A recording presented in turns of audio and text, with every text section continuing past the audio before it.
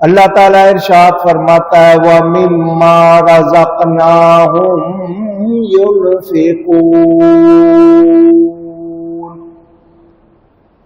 شروع میں سورہ بقرہ میں ایمان والوں کی 6 نشانیاں بیان ہوئیں، ان میں ایک نشانی یہ بھی کہ ہم نے جو کچھ ان کو دیا ہے اس میں سے خرچ کرتے ہیں۔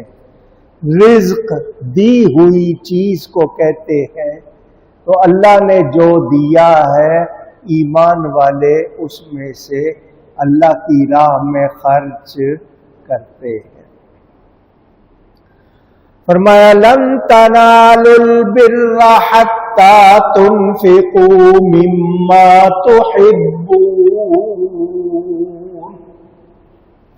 اس وقت تک تم خیر بھلائی کو نہیں پہنچ سکتے، نہیں پہنچو گے جب تک اپنی پسندیدہ چیز اللہ کی راہ میں خرچ نہ کرو، قربان نہ کرو۔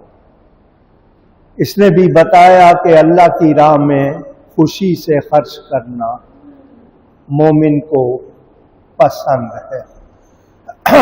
یہاں صرف ایک جملہ کہہ رہا ہوں، ہمارے پاس ہمارا اپنا کچھ بھی نہیں ہے، تو رب کے دیے میں سے ہی اللہ کی راہ میں دیں، اور ہمارے لیے سعادت کتنی ہے اس میں کہ اللہ کا دیا ہوا اللہ کی راہ میں خرچ کریں گے تو اور پھر اس پہ ثواب بھی پائیں گے، تو یہ مہربانی ہے یا نہیں؟